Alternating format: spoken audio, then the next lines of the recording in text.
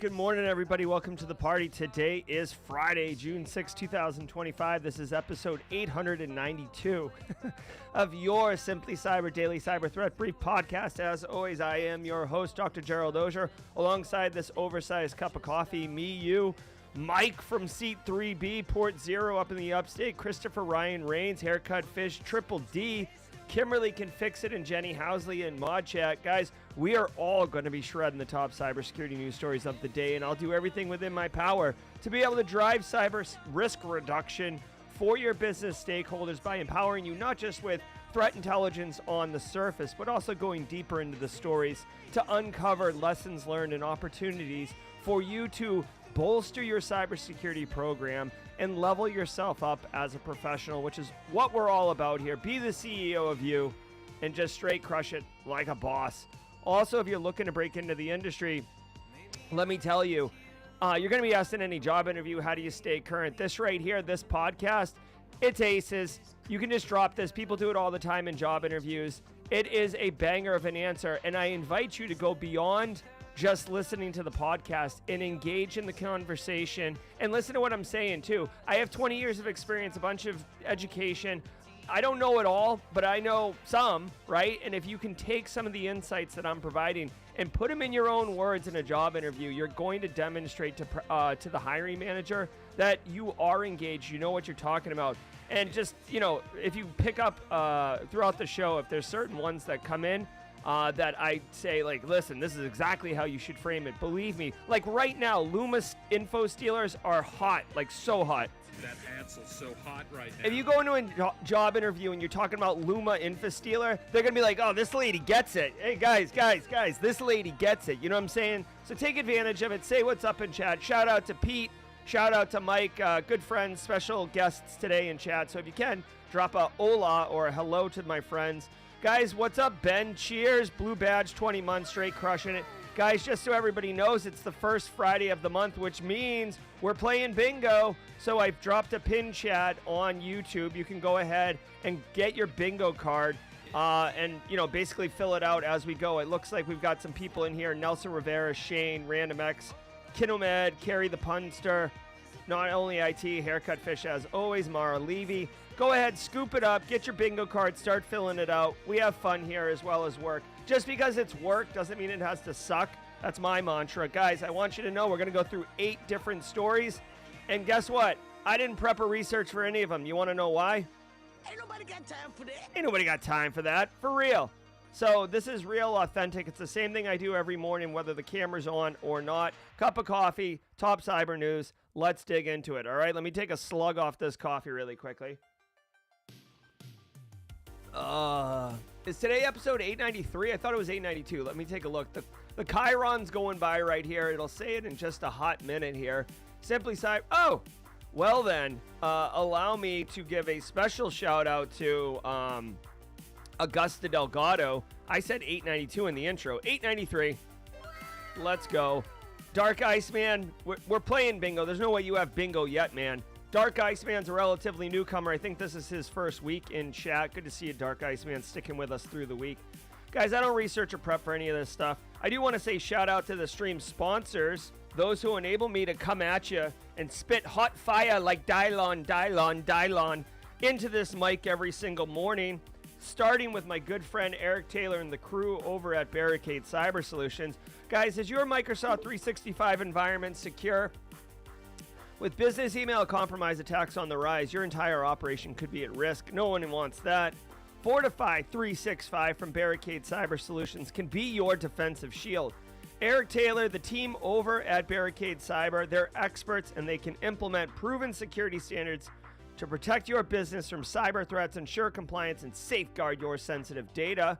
They've helped countless organizations, including my own, which is why I know so much about this service, strengthen their M365 defenses with tailored solutions that address real-world threats. Don't wait until after a breach to take action. Visit Fortify365.com today to learn how they can help you secure your Microsoft 365 environment. Guys, you're already paying for Microsoft 365. You might as well get it configured correctly. Phil Stafford says in chat, every day, camera or not, Jerry's holding a cup of coffee, yelling by himself in the shed out back. 100% Phil Stafford. I like to think, I asked my neighbors recently, I like to think that they're confused that they just see me walk out every morning into a 10-foot by 10-foot box in my back office and then just yell for an hour. Not many of them know what I do for a living or about Simply Cyber, so they probably just think I'm a lunatic. All right. Let's keep going, guys. I do want to say, I have been strong on this one. Angular, happy Friday, 21 months. Looking good on you, boss. Guys, I want to tell you about Delete Me really quickly. Many of you use Delete Me already in chat, but for those who don't, let me point out the benefits. Delete Me, guys, makes it easy, quick, and safe to remove your personal... Oh my God, Elliot Matisse. I was thinking Mrs. Auger asked me to do some chores, and I'm like, Ain't nobody got time for ain't nobody got time for... Yeah, right. I do chores for days. Delete Me makes it easy, quick, and safe to remove your personal data online at a time when surveillance and data breaches are common enough to make everyone vulnerable, including you, Elliot Matisse. Delete Me does all the hard work of wiping you and your family's personal information from data broker websites. As someone with an active online presence with Simply Cyber, privacy is really important to me. Dude, listen, I make these choices to be public and to reach out and mentor at scale and help people. But that doesn't mean my 10-year-old, my 13-year-old, and my wife choose to be that public. I want to choose, just like you should choose, who has access to your personal information. Delete Me helps manage that, and I appreciate that.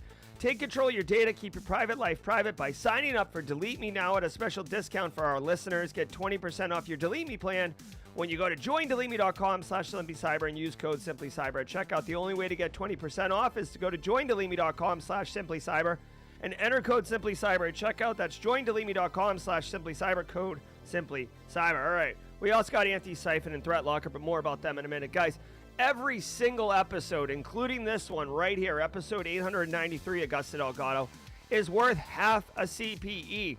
Now, some people in chat will say, what's a CPE? A CPE is a continuing professional education credit. And sometimes in different countries, they call them CEUs, continuing education unit, CPEs, whatever it is. Basically, if you get a cybersecurity certification, the certification bodies require you to pay an annual fee, so enjoy that. They also require you to maintain professional credits. That way you basically don't get CISP and then become a missionary for 40 years and then come back and be like, I'm a CISP, and you haven't even seen a computer, right? So these CPEs, you got to get them. They can suck, and they don't have to suck, though. So every hour is one CPE. This is an hour-long show, but we have fun. So we knock it down to half an hour of educational content from an instructor-led webinar. So say what's up in chat, grab a screenshot, say hello, your name like Cyber Risk Witch, Code Brew, Triple D, they're all right there. You'll see it says 893, 1/2 CP. Grab the screenshot right now. If you can, get the June 6th title of the YouTube stream in the chat as well. Chef's kiss. No one's going to push back on you on whether or not these CPEs are legit. So giddy up, scoop up, get on that. Guys, I want you to know that we have a lot of people here. We're going to have about 500 people by the time this thing rocks out. Many of you are long-timers. I see a lot of blue badges in chat. Definitely appreciate the love. Priceless Pancake, Code Brew, Tony Jack, Triple D, Augusta Delgado, all the blue badges. Space Taco, as always. Christina Paulika's up in this piece. Guys, it's great to have you, but if today's your first episode, drop a hashtag first-timer in chat. We love welcoming first-timers. I particularly really enjoy it. Dark Iceman, he was new this Monday. He's been here all week, straight killing it. All right, guys, and you picked a good one if today is your first day because it is bingos. It is Bingo Friday, right? So I get this free square. Really quickly for my own self-service, I already said welcome to the party, pal. Let me say really quickly, I see Justin Gold, Jenny Housley, Kimberly Can Fix It, Eric Taylor. The mods, they make the show work, guys. Let's give the mods some mod love, if you will, with the mod emote. I'll do it right now. I'll also deceptively and discreetly punch my own bingo card. There we go. Definitely appreciate it. But in all seriousness, no, thank you, mods, for helping us have the show be so smooth, so great. Let's read the Threat Locker ad, and then we're going to jump right into the news. All right, guys, don't go anywhere. 30 seconds, and I'll be in chat. Let's go. I want to give some love to the Daily Cyber Threat Brief sponsor, Threat Locker. Do zero-day exploits and supply chain attacks keep you up at night? Well, worry no more. You can harden your security with Threat Locker. Worldwide, companies like JetBlue trust Threat Locker to secure their data and keep their business operations flying high. Threat Locker takes a deny-by-default approach to cybersecurity and provides a full audit of every action allowed or blocked for risk management and compliance. Onboarding and operation is fully supported by their US-based Cyber Heroes support team. Get a free 30-day trial and learn more about how Threat Locker can help prevent ransomware and ensure compliance. Visit threatlocker.com.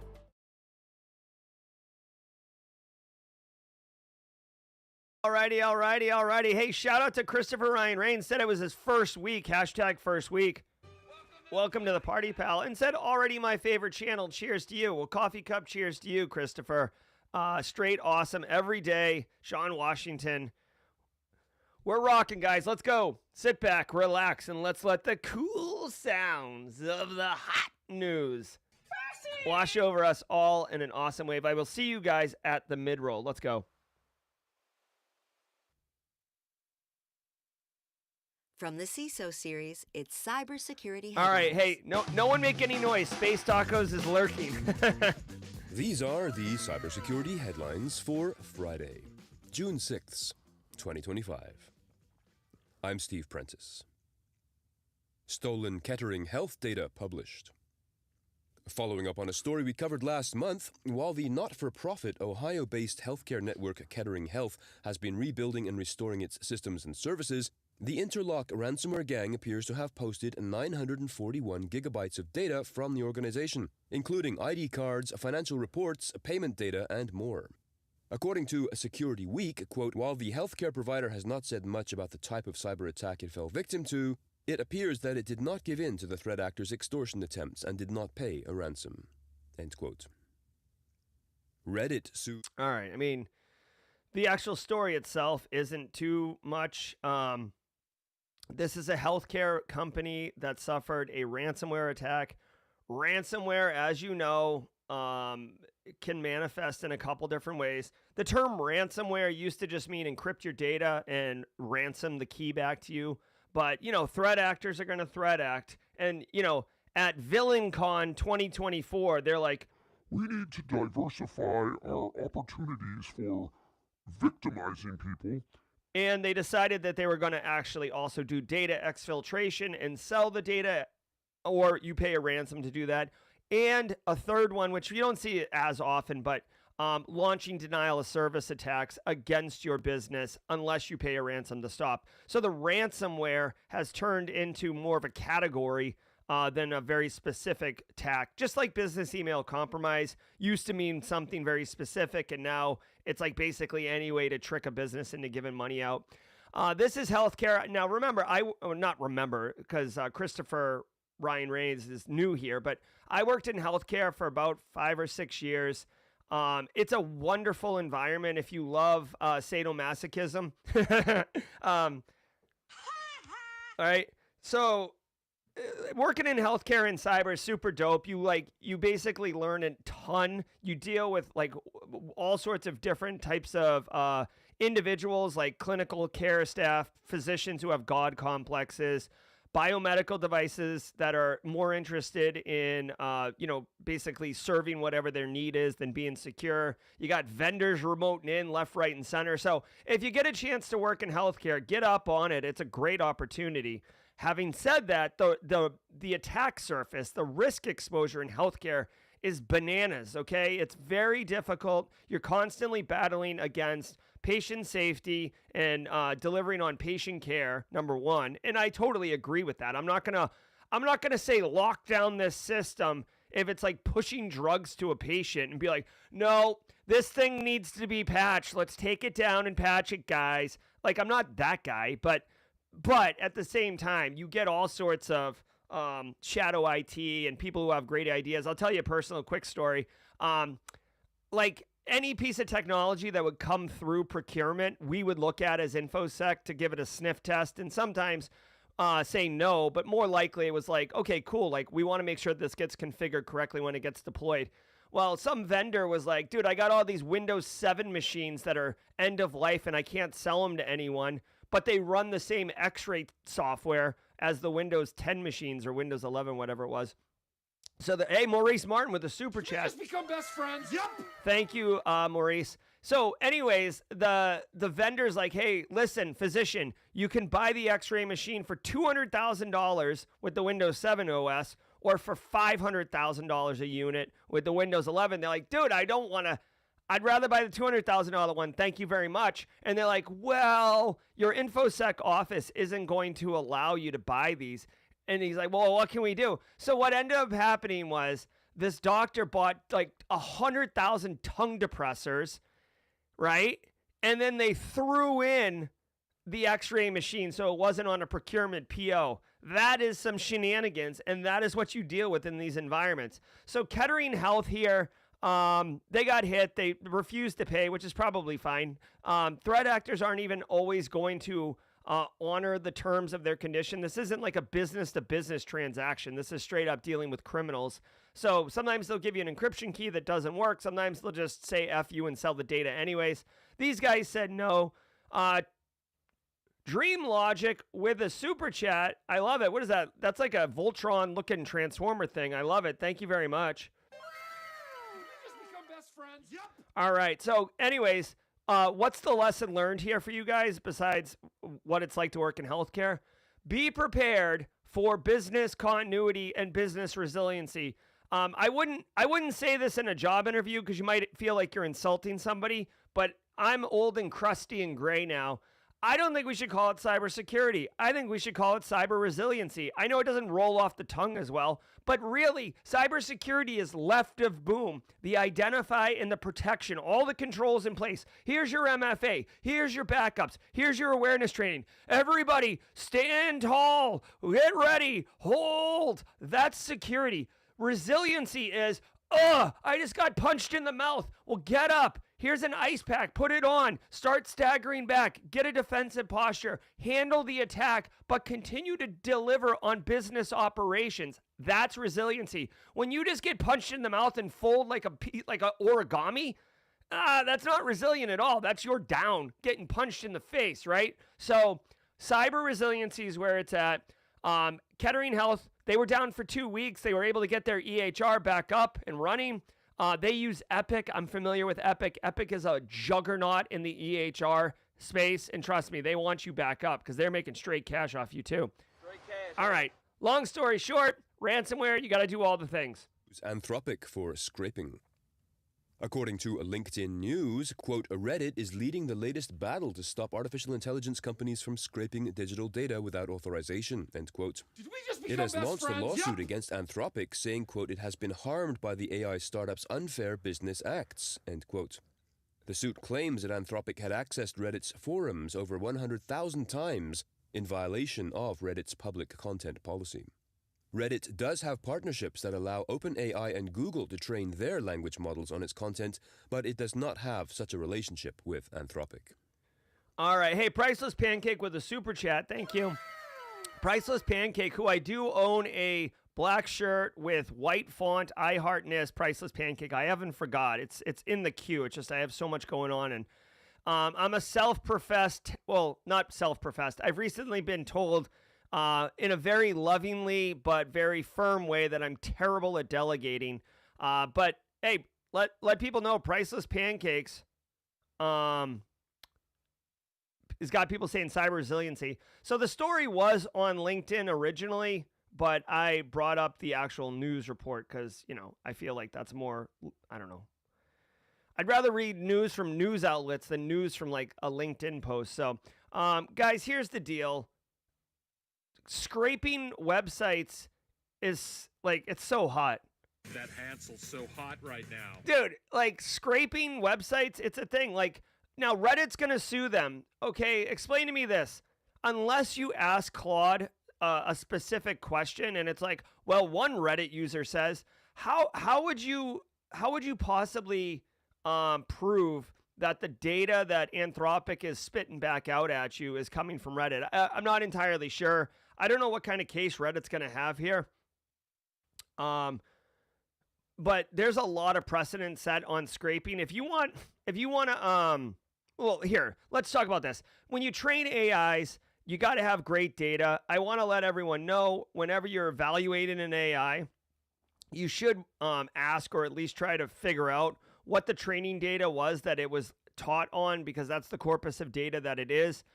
There is something called RAG, which Fleetus Post in the Third. I don't know if Fleetus is in chat, but Fleetus Post in the Third has talked about at length. RAG is basically adding additional context and education and information after the AI has been trained on the training data, the LLMs that it's built. So you can add new data to it. Some of the new ones like Gemini, Claude are able to reach out to the internet and proactively pull information as well. So it is what it is. Dude, here's the deal. AI is a friggin' out of control freight train. It's an out of control freight train. Like Reddit's suing Anthropic. Okay. Two things. One, Anthropic and OpenAI are they are printing money. They have their own mint, basically. They're printing money. They're multi-billion dollars. Like, okay, like I hate to say this because it sounds so callous, but like Reddit sues them. It's going to be tied up in the courts for years. And if and when it ever comes out, what makes Reddit whole? Is it a financial payout?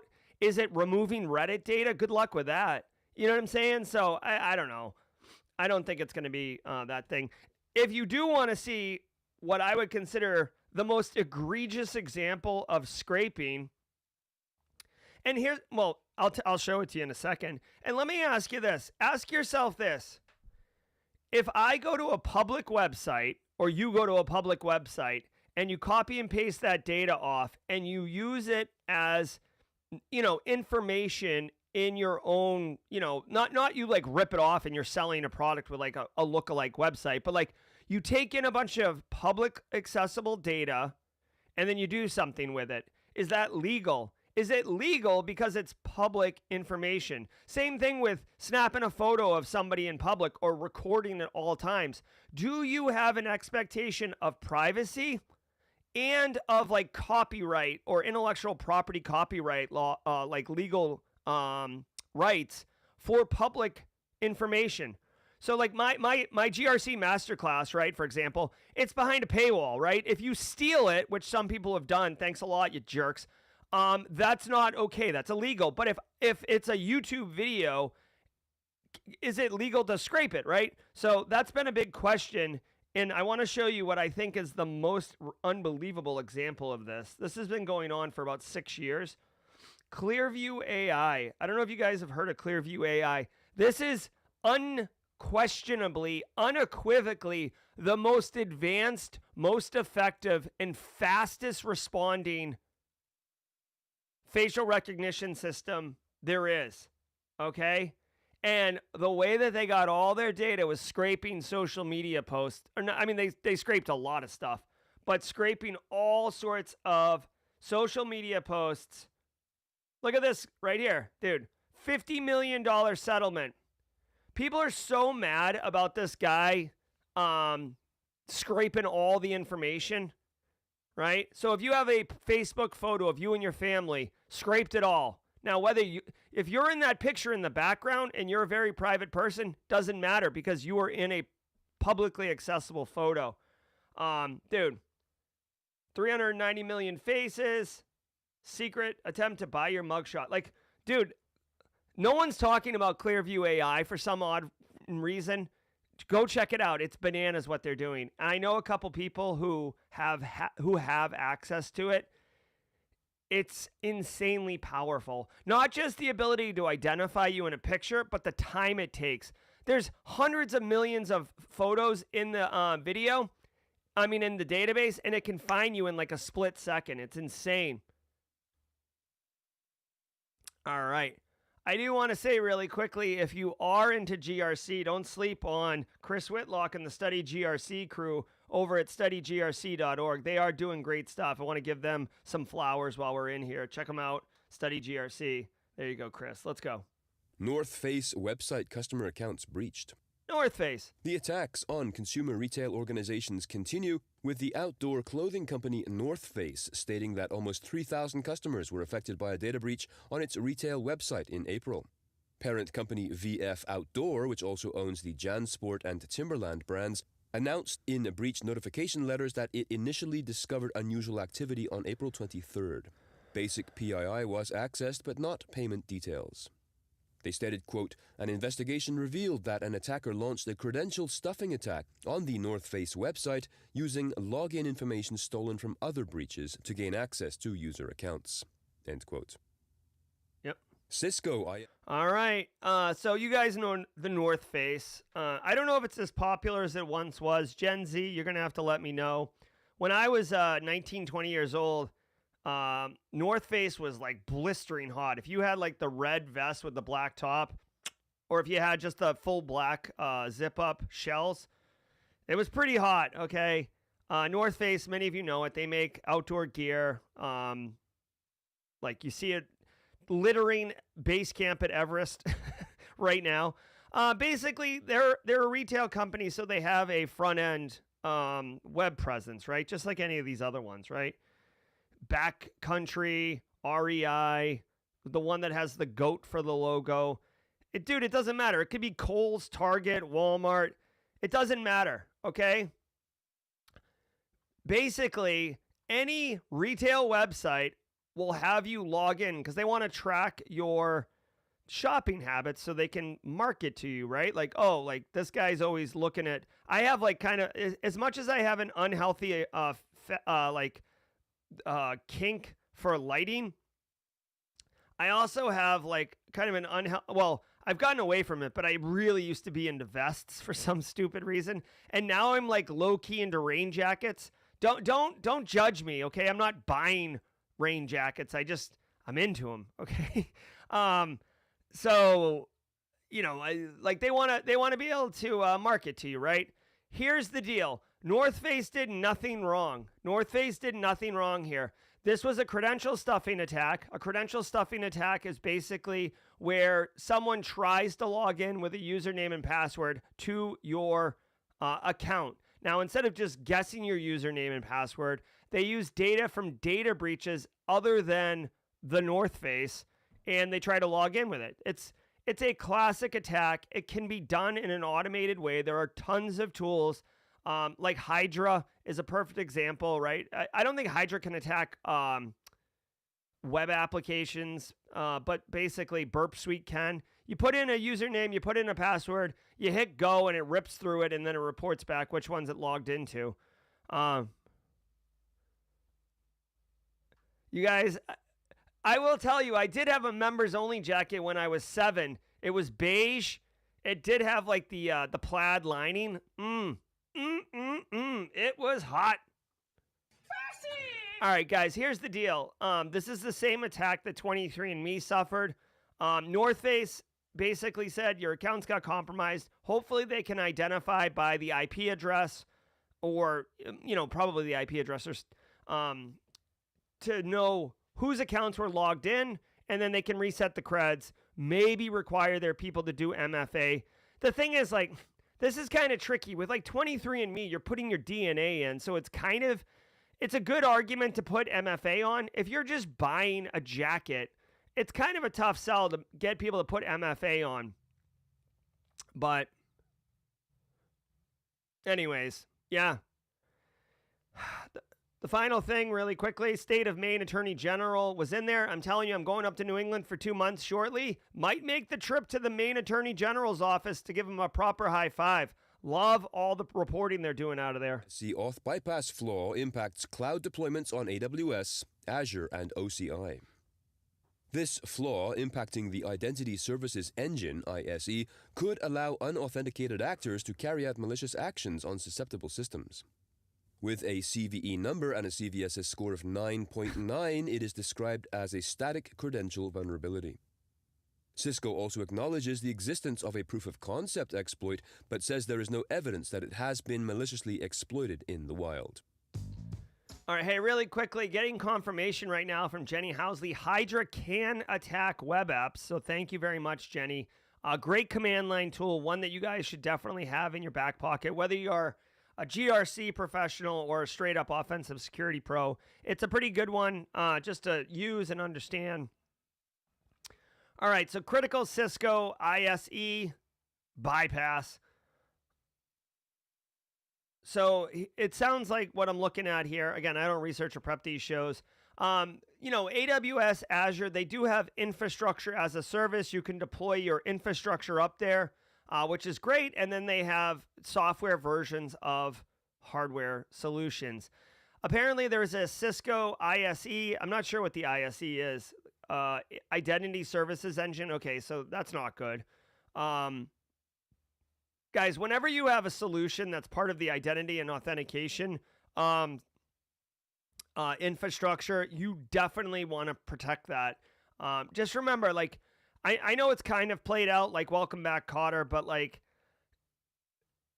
identity is the new perimeter, right? So zero trust architecture, say what you will, beat your chest that it's a buzzword, but reality is network perimeter is 1995 and identity is the new perimeter in 2025 with hybrid environments, cloud-based infrastructure, remote workers all over the place. With AI, agentic AI starting to get their own machine identity. Like, identity is where you got to be protecting. So when you have the solution that's responsible for identity and security, like the identity security engine, that is a high priority to protect, okay?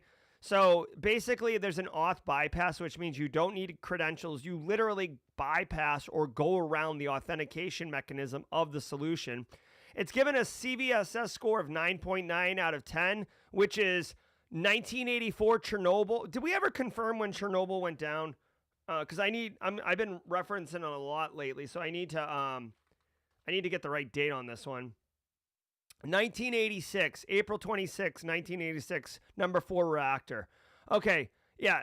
So here's the deal. 9.9, this is, Chernobyl level of risk. We're going to go to epsslookup.com. This is Eric Taylor and Barricade Cyber's little tool here.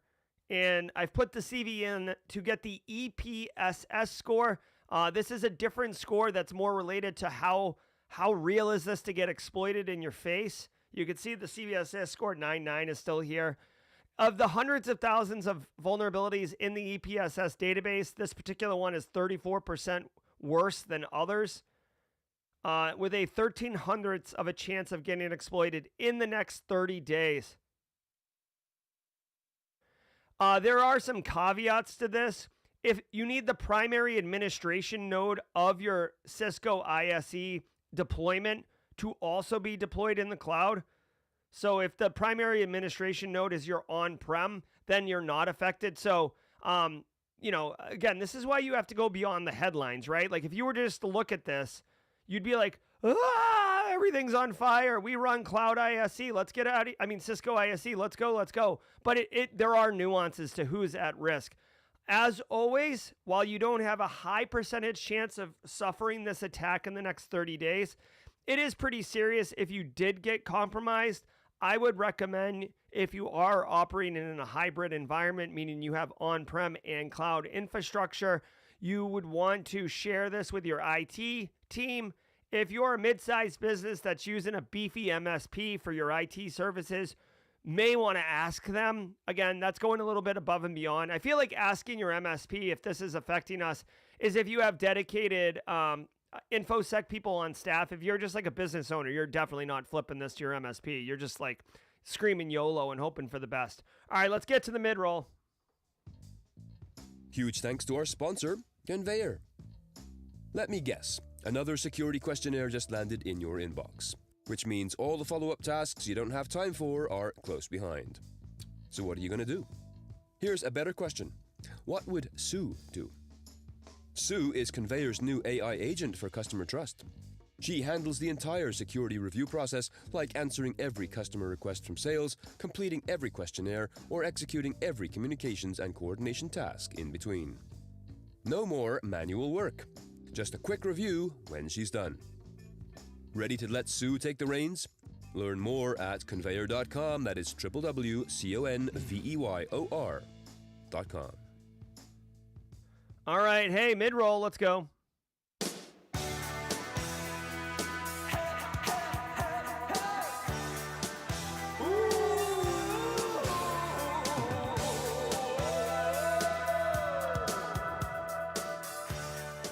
All right, good morning, everybody. Daniel Lowry has entered the chat. What's up, Daniel? Good to see you. All right, guys. Hey, shout out to all of you. Thank you for being here. Again, special shout out for my close friends, like brothers to me, Pete and Mike. We had a group DM going this morning, and they jumped into stream. So they're here right now. Maybe they're not. I don't know. Mike's on a plane. Pete lives on the other side of the planet. So I don't know if they're still here. But anyways, thank you to all of you. And the stream sponsors, Barricade Cyber, Delete Me, Threat Locker, and speaking of Daniel Lowry, Antisyphon Training, guys. Antisyphontraining.com, links in the description below, are absolutely flipping the script on cybersecurity training.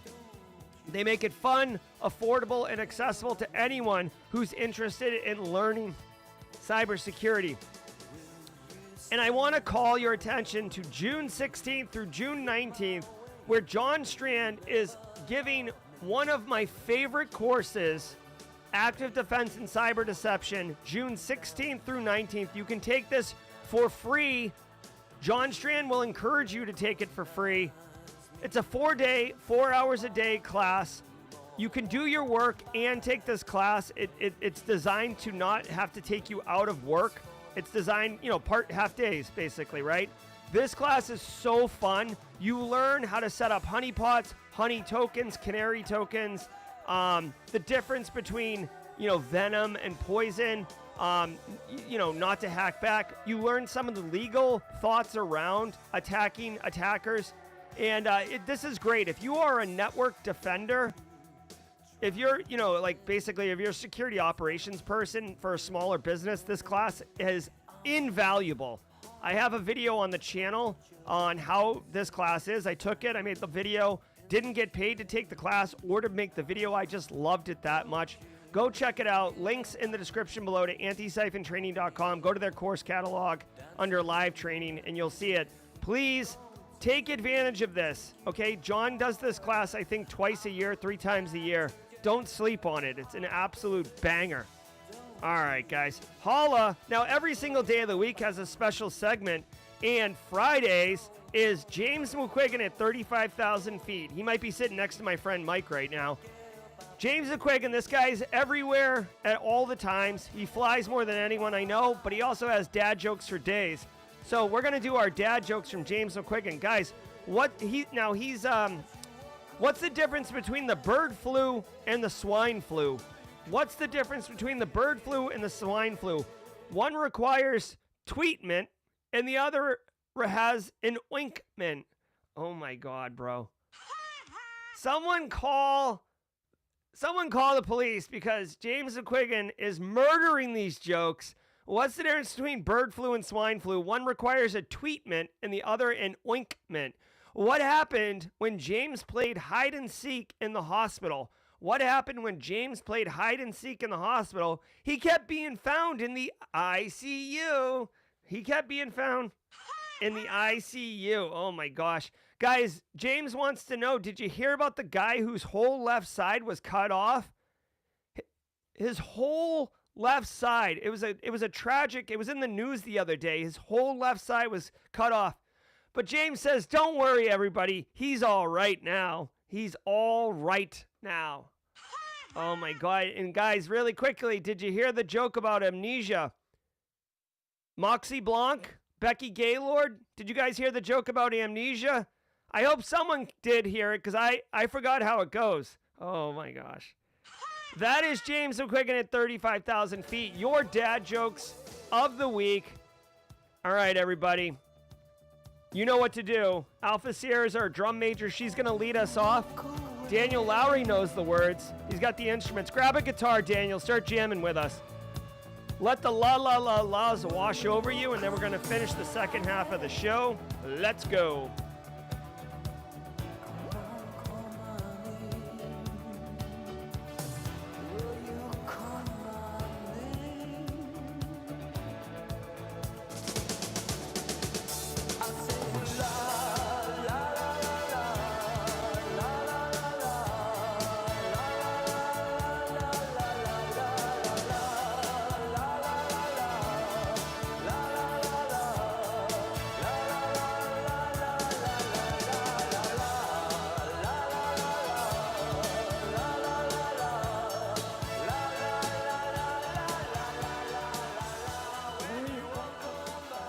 All right, guys. Solid. We're on the back nine now. Let's go. Vile gang members sentenced. 2 members of a group of cybercriminals named Vile, that is V-I-L-E, were sentenced this week for hacking into a federal law enforcement web portal as part of an extortion scheme.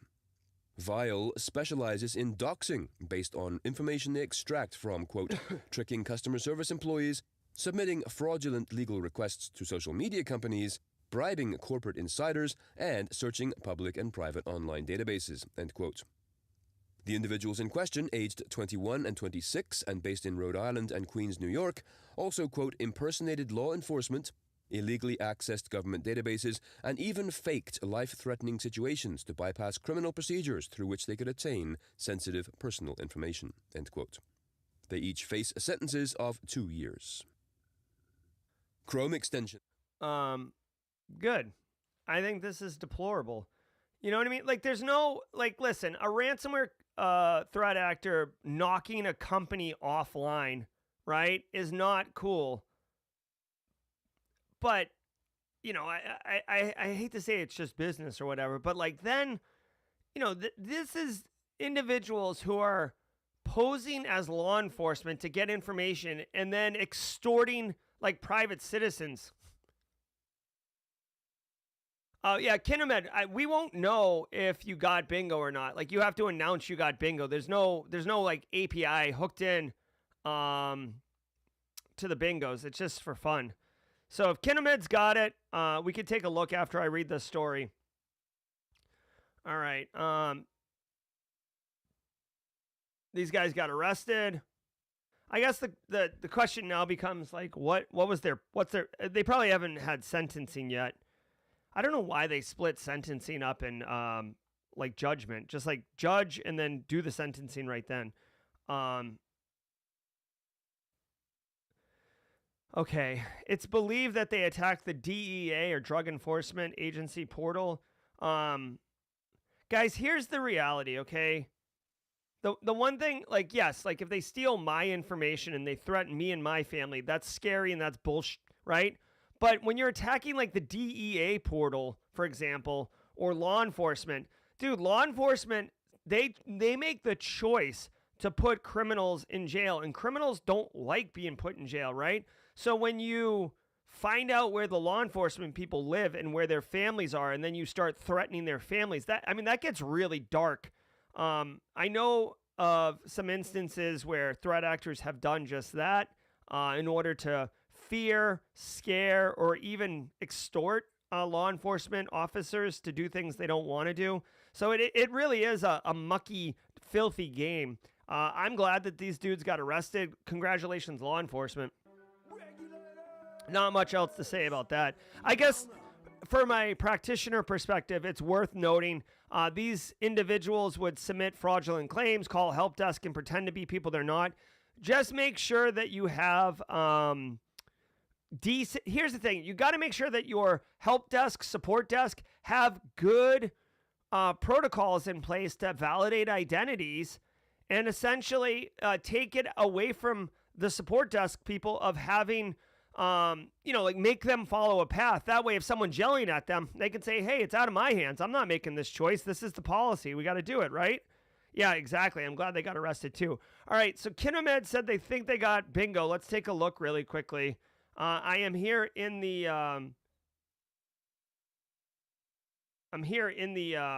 bingo back end. Let's see what they got here. Kinomed, I'm literally looking at your bingo card and I don't see a bingo. So, I don't see it. That's the manual sound effect of when you're on Price is Right and you lose the game. Keep playing though, all right? You're not out. Leak API keys and user data. Researchers at Symantec's security team state that several popular Google Chrome extensions, quote, have been found to unintentionally transmit data in HTTP and hard-code secrets in their code, potentially exposing browsing domains, machine IDs, operating system details, usage analytics, and even uninstall information. All in plain text. Cisco adds that, quote, the fact that the network traffic is unencrypted also means that they are susceptible to adversary-in-the-middle attacks, allowing malicious actors on the same network, such as a public Wi-Fi, to intercept and, even worse, modify this data, which could lead to far more serious consequences, end quote. A list of... All right, hold on. Code Brew is saying that there's a diagonal. Let's look. Kinomed. We do have the diagonal. Okay, all right. I'm sorry. Team SC getting all up on me, all right? So welcome to the party, pal, for sure. The Oprah emote, all right? Study GRC, Chris Whitlock and the crew nailing it. Mod Love, dead center. Multi-factor authentication, that's a given. Did we just become best friends? And Ric Flair, woo! Nailed it. We got a bingo, ladies and gentlemen. Congratulations, Kinomed. Definitely appreciate it, and well done. On that. Thanks for playing, everybody. I hope you had fun. Really quickly, Lupe Peterman in chat. Good morning, Lupe. It's been a minute. Great to see you. All right, guys. Google Chrome extensions. You're basically, when you put an extension into Chrome, you're essentially, it's like microcode. You're jamming into your application that many of us use all the time. Now, if you're not using Google Chrome, you're probably fine. I do not know if, like Microsoft Edge is based off of Chromium, which is like the underneath of Chrome. So I don't know if Edge has extensions and would be susceptible to the same thing. It does just say Chrome. All I would say is if you are running extensions, number one, get rid of extensions you don't need just so you don't have an extra attack surface. I don't know. Someone let me know in chat if you can control extensions at the, like in a centralized management way using like GPO or some type of endpoint management solution. That would be interesting, but basically kind of lock it down.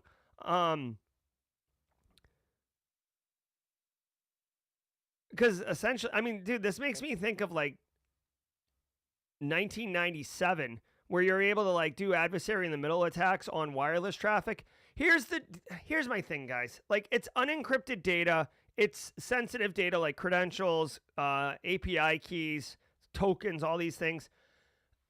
Yes, it is an issue, but yeah, okay, so GPO and Intune can help you, so that's perfect. Here's my reality, right? If you are making a network connection to a encrypted website, right? So port 443, which like 90% of the internet is encrypted, or 90% of websites are running cybersecurity certificates for encrypted traffic.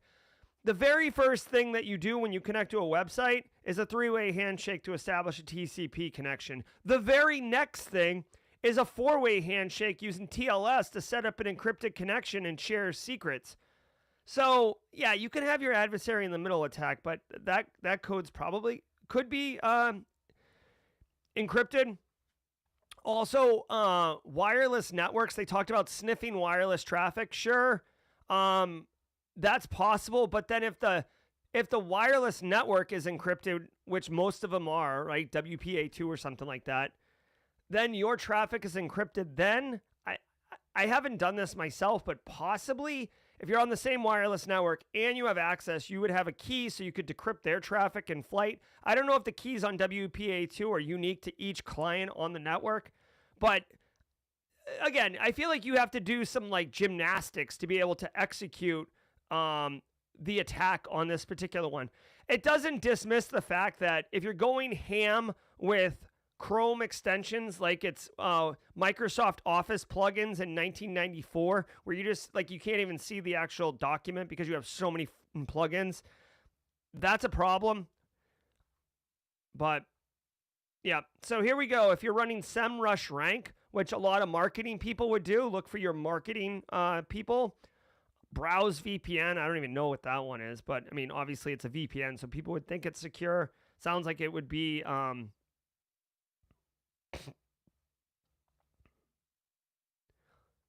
not, like obviously false security. MSN new dual safe password manager, password vault. Yikes. All right. Don't sleep on Chrome extensions. It's definitely an attack surface. We've seen multiple threat actors write malicious Chrome extensions. I've personally seen it where it's just malware straight up. Like you go to a website and there'll be like a pop-up that says you need to install this Chrome extension to listen or view whatever. It's a total lie. It's just trying to trick the end user into installing it. They install it. Now they're running code in your browser. Crypto jacking, crypto mining's going on. Dumping your browser-based passwords that are saved, stuff like that. It's gross, okay? The affected extensions is available in the show notes to this episode. Oklahoma and Puerto Rico governments suffer cyber attacks. A ransomware attack has caused problems for residents of the city of Durant, Oklahoma, resulting in some issues for digital and credit card payments and network outages for its police department. Meanwhile, the Justice Department of Puerto Rico has announced a cyber attack impacting the Criminal Justice Information Office. As part of its preventative measures for safeguarding the integrity of its data, the office has undertaken to suspend some services. Sean Cairncross. All right, thousands impacted in Oklahoma, PR, and Ohio. All right. Yeah, man. There's a couple ransomware threat actor groups that love targeting state and local municipalities, and it's not going anywhere. Spartanburg, South Carolina, Atlanta and Baltimore back in the day. LA, dude, Houston, Dallas, like Texas has been getting smacked around. I think North Augusta, Georgia. Here's the deal, guys. The story, like, literally, you can just make this like a wild card. Like, replace Ohio, Oklahoma, and Puerto Rico with variable names. And just, hit refresh. And it's going to say cyber attacks on governments in Charleston, Fall River, and Pawtucket. Like, it's... Here's the deal, guys. Number one, you got to remember, governments are nonprofits, or they're supposed to be nonprofits, so they don't have extra revenue to hire the best and brightest and fastest staff, or lots of staff, right? You can work in state and local and be brilliant. I'm not saying that you're dumb if you work there. What I'm saying is they're always working on strapped resources, making $1 out of 15 cents, right? Stitching together a pork chop and a chicken wing in order to have a full entree. And because of this resource strapped situation, they have additional attack surface. They have additional risk. The risk appetite for state and local municipalities is high. And a lot of times, honestly, you'll see them sharing resources. So like the state of Georgia, for example, has a centralized IT service capability to serve all of the state agencies. The state of South Carolina has essentially like a critical infrastructure cybersecurity function under the law enforcement division to help with incident response, right? So it's literally like everybody rode together, all hands on deck because we're hurting. But because of that, threat actors are well aware of that and they take advantage of it, frankly. So we're not going to see this go away. Unfortunately, there are federal resources to help these state and local municipalities that are continuing to get cut. CISA, which has lost 1/3 of its staff in the last 100 days, does provide some services to state and local municipality. I'm not quite sure what the current status of those services are based on what's been happening up at CISA. But expect this, guys. Expect this. It sucks. And by the way, what are you going to do? You're a citizen of Puerto Rico. You can yell, you can scream into the sky. It doesn't change anything. So I do want to point out, as always, I don't think I've ever seen an instance where this wasn't true. 911 services, so fire, police, and emergency medical services, they're almost always on a separate system, dedicated system from the main IT functions. So they're almost never impacted by these ransomware attacks.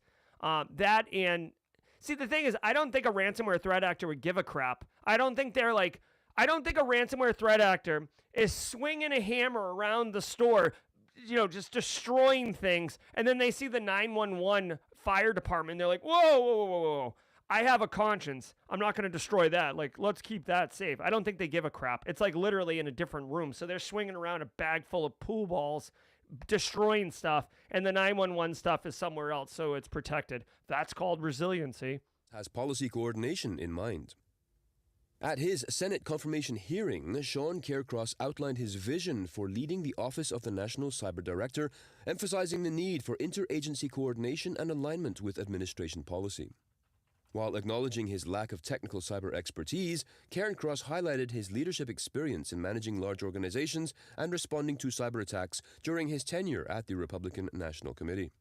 He avoided directly addressing concerns about potential cuts to CISA, but stressed a proactive stance against foreign threats.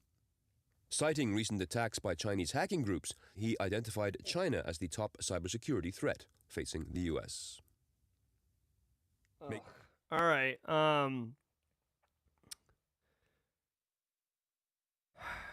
right. What job are they trying to give this guy? I know it's a high rank National Cyber Director.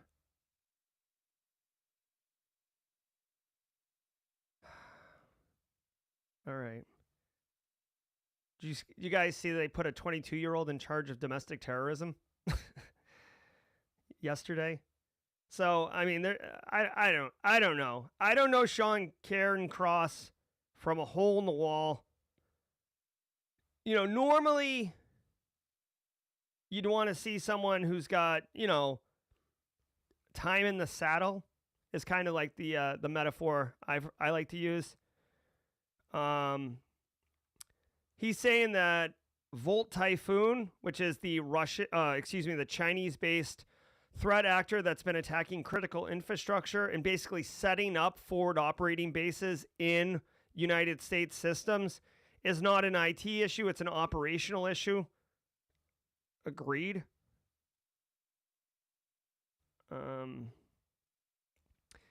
Sean says he'll do everything in his power to make sure a CISA authorization has a clause in it that states no government resources at CISA will be utilized to diminish in any way constitutionally protected speech. Okay. I mean, was anyone even saying that? All right. So Rand Paul's accused the agency of engaging in censorship in the name of combating misinformation. All right. We shall see. You know, one thing, and I had Mick Baccio on yesterday, who was like the branch head for threat intelligence under the Obama administration and Trump's first presidency. He was also the chief information security officer for Pete Buttigieg's presidential campaign. So he's been involved in this stuff. And he said, you know, like one person doesn't really make, like you can make some changes and stuff, but the machine, if you will, it doesn't have massive changes and stuff like this. So like, I hope this guy does a good job. He's probably going to get confirmed. I mean, how often does someone not get confirmed? You've seen the people in different roles during their confirmation hearings have some of the most disgusting behavior brought out into the light, and they still get the job. So we'll see. You know, we'll see if having no experience in being anything cyber matters. You know, you got to remember too, like in full disclosure and trying to be objective, you got to remember CISOs, Chief Information Security Officers, sometimes they don't come up in cyber. Sometimes they're just great business leaders. Sometimes they understand how to inspire their staff and, you know, get the most out of their resources, their budget, their staff, how to build a team, how to lead a team, how to protect a team. So maybe that's this guy's angle, right? Maybe he's National Cyber Director because he's awesome at management and leading and operations, right? So again, I'm trying to see the glass half full. So we'll see. All right, let's go. Right at 8:59. Ooh, look at this. Sliding right into it at the top of the hour. Let's go.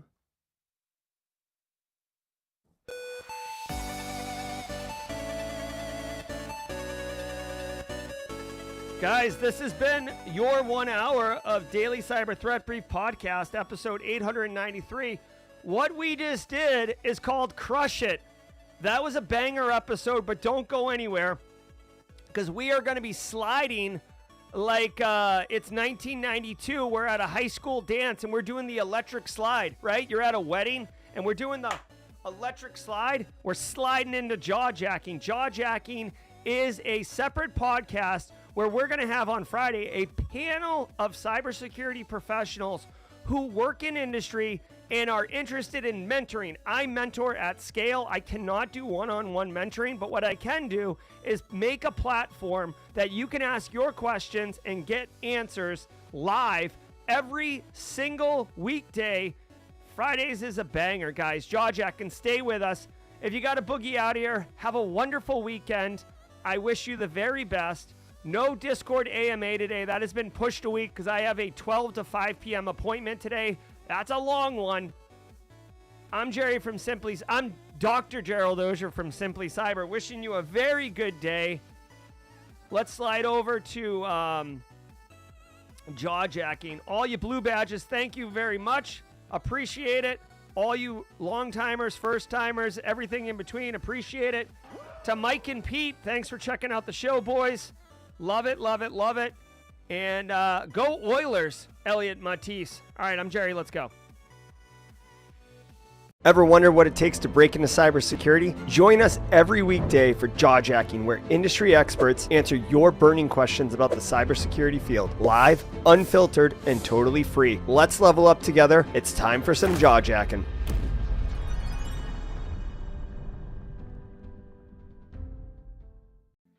Hey, what's up? How you doing? What's up? What's up? What's up? Y'all, welcome to Jawjacking. This is an all about good times program. I'm your host, Jerry Guy.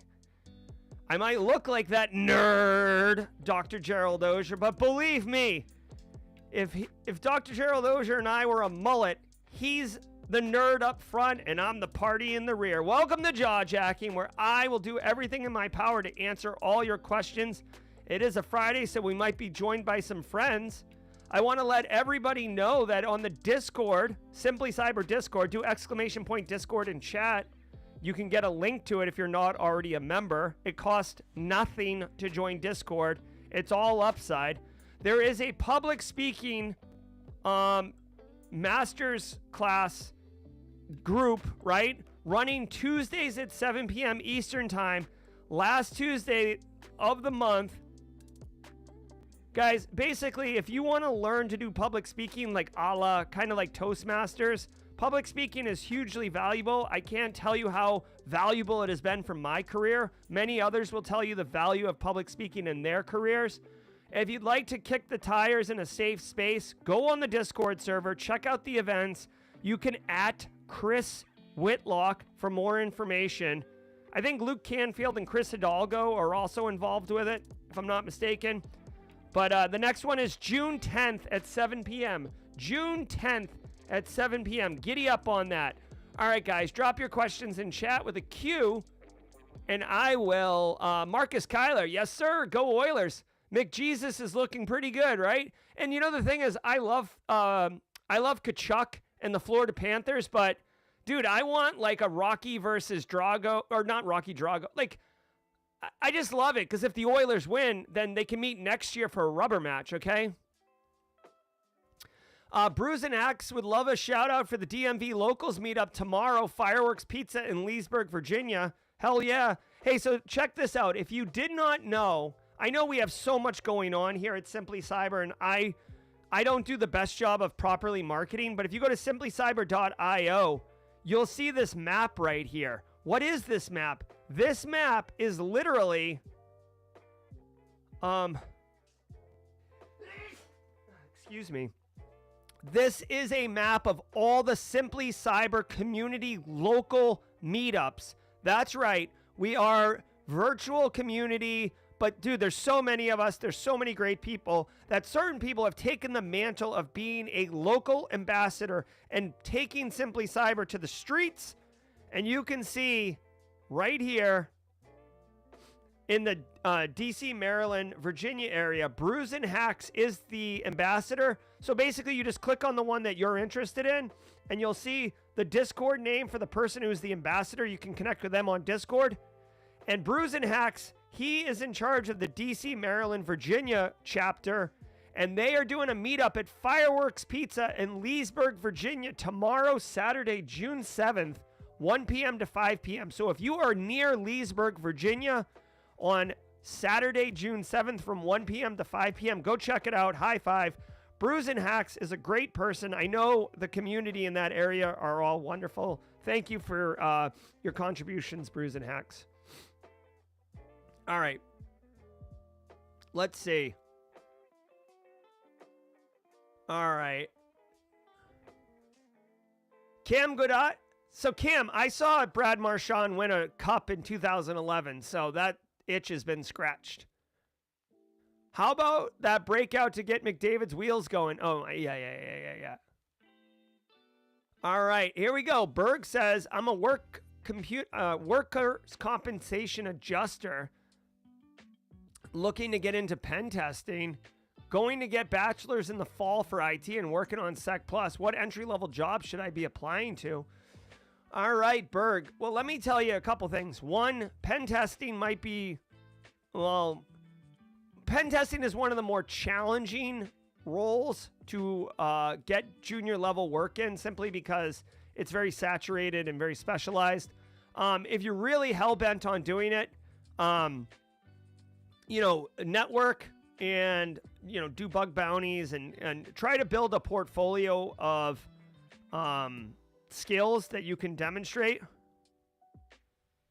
Okay. Eric Taylor. All right. Eric Taylor was behind the glass, but I guess he's got some things have come up, so he will not be joining us on stream today. But that's all right. We're flexible here at Simply Cyber. So Berg, that's what I would say to you, man. I would try to skill up, build a portfolio, do a blog, do a LinkedIn, do a YouTube, do something. And also, if you're going through a bachelor's program, make sure that you're engaging with other students, the ones who look like they're serious about learning. Engage with your faculty. Network, okay? All right, here we go.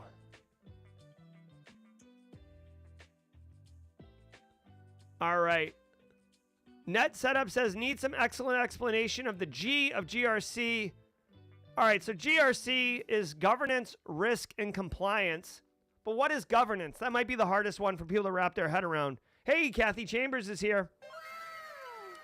So governance is basically like the rules of the road, the way, like the vibe, the culture, what is normal, what is expected, right? So think of governance as the tone that is set by management and leadership on what is okay and what is not okay. I'm trying to think of a good example. Like, I'll give you like kind of a fun example that I think applies. And if you don't have kids, maybe this won't make sense. But like in my house, the kids have a bedtime, right? Now my kids are 13 and 10, so their bedtime's 9:30. And that's a rule that we have. And on weekends, we let them stay up a little later. But then there's other families that I know of where their kids have no bedtime. Like literally just, I don't care when you go to bed. Just you got to be in your room by 10. And if you want to go to bed at midnight, go ahead. Like those are two different houses with two different governance, basically, right? So that's an example of like governance, right? Now, as you get into a larger business, you'll have more executive stakeholders dictating what is appropriate and what is right. What is the tone here? What's the governance like? Also, governance includes like simple things like, do you have somebody dedicated to information security? Do you have a person who's responsible and accountable for information security? Yes or no? If you don't, well, then you don't have great governance around information security because you're not even prioritizing it. If you do have someone dedicated to it, well, now you're setting the tone and the expectation for the workforce and for your third-party external partners that cyber is important. It is real. You know what I'm saying? Net Setup, I'm going to go on to the next question, but let me know in chat. And mods, can you keep an eye out for Net Setup? Does that answer your question? Have you ever gotten burned out from this career field? Yes, 100% Cyber Risk Witch. I would ask that people share their how to handle burnout. Personally, I'm terrible at dealing with it. I basically I basically like get frustrated and like just, I don't know, like continue to power through it. Here's my thing. When I burn out, I lose all motivation. I become apathetic.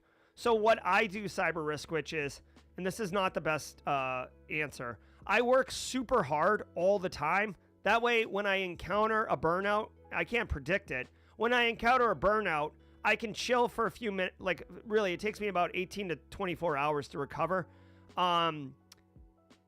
It doesn't look like I slowed down at all, right? So I kind of manage it that way. I would say that it's nice to unplug. I like to have some beers on my back patio.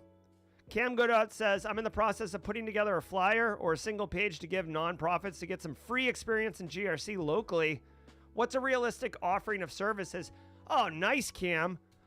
So what I would say is I would call it like a health check, right? Like your cybersecurity health check, right? Make it something that is understandable for them and just go in and, check their, it depends if they're on-prem, their AD, if they're cloud, like basically do kind of a quick little audit. You could do, if you wanted, the NIST 800-171, which isn't entirely a full scope.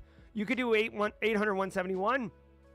You could do CIS 18, very high level, implementation guidance level 1, right? So what I would say is a cyber health checkup, say it's 4 hours, it's an interview and it'll help identify low-hanging fruit that is easy to fix and will have great cyber risk reduction. Make it an offer that like they'd be an idiot not to want to do. Like the question is like, do you want to be insecure? Like no one's going to say yes to that. All right. So Maurice says, I started a new position with a financial company, which I mentioned you as one channel. Do you think they will continue to let me watch you at work since I told them this is where I keep up with GRC? Maurice Martin, that's very specific to your organization and who your boss is and everything like that. I would say yes. I mean, you just got to make it clear that this is your daily threat intelligence briefing, not you watching YouTube and messing around in the morning. Like I know Jesse Johnson, I think it was Jesse Johnson told me that like, you know, he's like watching and his boss walks by and it looks like he's just watching YouTube. So you just got to be clear and set expectations. What I would even say is, if you wanted to, again, this is extra, but I could easily see an example where you do the daily threat brief and then you pick like 2 things from that day's stream, real quick hits, and then send an email out to the right people and say, hey, everybody, did my threat intelligence research this morning. Here's 2 quick things I wanted to make you aware of. Do that every day. Dude, you're showing value, and if they ever ask, you can be like, oh yeah, that's where I get the insights for this email. Looks like we're being joined on stream right now. I've sent the link out to Daniel Lowry, to the mods, and a couple other people. So if you want to join, let me know. You got to have a camera, a mic, and a hot take. But right now, we are joined by none other. Oh my God, we are streaming at 720p. Ew, so gross, Becky. All right, let's go ahead and bring this dude on. Ladies and gentlemen, you know him as Daniel Lowry. He's a friend of mine, so I call him Daniel Lowry. Ladies and gentlemen, Daniel Lowry. What is, it's one of those days. Heck yeah, buddy. Let me change my microphone. I think that's like me doing echo things. All right, we're good, guys. Daniel Lowry, longtime instructor, wonderful human being. He understands hardware hacking and red team or offensive security stuff. He's also got a really cool shirt. I like that. It is pretty good. And I saw this at B-Sides Tampa. The Court Light crew was there, and they were like, we have way too many shirts. I was like, I don't mind if I do. Hey, Daniel, check your inputs on Restream for your mic. It sounds like, can you tap your mic? Yeah, that's not hot. You're speaking into something else right now. Gotta love it. Let's see. All right. Oh my goodness. How about that? Oh my God. You just went from rough riding to buttery smooth. This guy. Oh my goodness. Like I said, it's one of those mornings. So I would have been on sooner, but I was trying to set up a virtual machine because on Cybercast today, I was reading the news, you know, as we do. And I was looking at this article about threat actors using the Chaos Rat as means of command and control. And I was like, I'm going to set that up. That shouldn't take long. So a Chaos Rat, I got set up like that, right? But getting a virtual machine, then my actual host machine, the GUI interface like took a dump and I had to restart everything, and then I had to install the operating system on a VM, and then I was like, are you kidding me with all this? And there was network issues. Like I said, it's been one of those days. It's been a day. Yeah. That's the thing too. Like for people who make content, like I know you watch the video and you're like, oh yeah, like shares, like John Hammond shares screens all the time. It's like, yeah, that's great. But like, there's a lot of prep to get it to the point where you can turn the camera on that people just don't fully appreciate. That is a true statement. Can confirm. Yeah. Also, just again, this is me now complaining. I love the community. I love helping people. That's why I've been doing Simply Cyber for years. But when you message in YouTube comments on an asynchronous video, like a really specific problem with like a driver you're having, I cannot troubleshoot that. Like it you get those messages too, right? Oh yeah. Oh no, my favorite is I'm doing like I'll get these from time to time. I'm doing a CTF for as a part of a job application. Can you help me solve it? I'm like, no. Yeah. Like what? unless I'm working the job. All right. So Christopher Ryan Rains, who's a newcomer to the community. Welcome to the party, pal. What would going the route of GRC to get a foot in the door in cyber be a good springboard into ethical hacking and pen testing? I'm really tempted to push the buy button on your GRC course. Okay. Well, my GRC course, I appreciate that. A lot of people like it. What I would say is I'm going to give a 15-second response, and then Daniel, I'll ask you simply because, and I always qualify this, I have a financial vested interest in you buying it, right? So I don't think it's fair for me to, I try to be as objective as possible, but in full disclosure, right? Like so what I would say is understanding GRC, it will, like you're not going to go into a pen testing job and they're going to be like, explain to us your GRC experience. That's not going to help. But what I will say is from a practitioner perspective, if you understand GRC and what GRC is trying to accomplish, it can bolster and strengthen your understanding and ability to deliver great penetration testing, because you understand, like, pen testing's cool. Oh, we hack all the things. But, like, so what? Like, why is the business paying you to do that? There's a reason. And it's to understand where their attack surfaces, their risk exposures, and ultimately, what are we going to do about that? And that's where GRC comes in. Daniel? Dude, you got to make a shirt that says, we can hack all the things. So what? Right? Because that would be an amazing shirt right there, or a sticker at least. All right. Because it's absolutely true. So what? Who cares? Your ability to hack things is not what they're like. That's not why a company gets a pen test. So I will say absolutely, like, GRC is extremely helpful. I was talking to Mike Saunders about this from Red Siege, right? Love Mike Saunders. Yeah, right. Just awesome human being, amazing dude, a brother from another mother, right? And I was just kind of complaining about CISSP. And he was like, well, I have my CISSP and I actually think it's really good for pen testing. I said, okay, I'm going to need you to explain this to me. Yeah, go on. He says, it really helps me when I'm writing my report and I'm helping them understand the risk and doing risk analysis and helping them do risk management and all that. So GRC, I believe R stands for something, right? And that being able to help not only identify where their vulnerabilities are, but what the risk to their company is.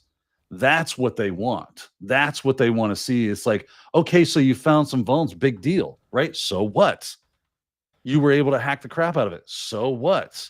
Yeah. What does that mean to us? Well, it means that if a threat actor were to act in this way and discover these vulnerabilities, here would be the impact to your company financially, reputationally, so on and so forth, right? So yeah, having any kind of background from wherever it comes from as to understanding not only what the vulnerabilities are, but what risk they pose to your clients, that is gold.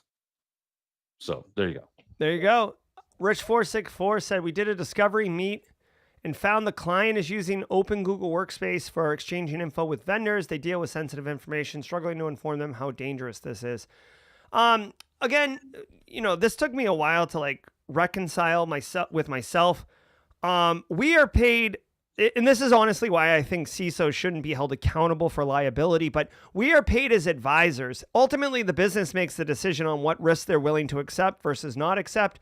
So, you can advise them that this is a risk, and then they ultimately choose what's happening. What I would do, Rich464, as far as educating them on this is I would find a couple case studies, which it won't take you long, of businesses that had open file shares that resulted in a data breach. If you can, pull the financials on that and just say, hey, listen, first of all, here's a way to tighten this up, right? So put authentication around it, MFA on the things, exclusive permissions instead of like right click, share all with link.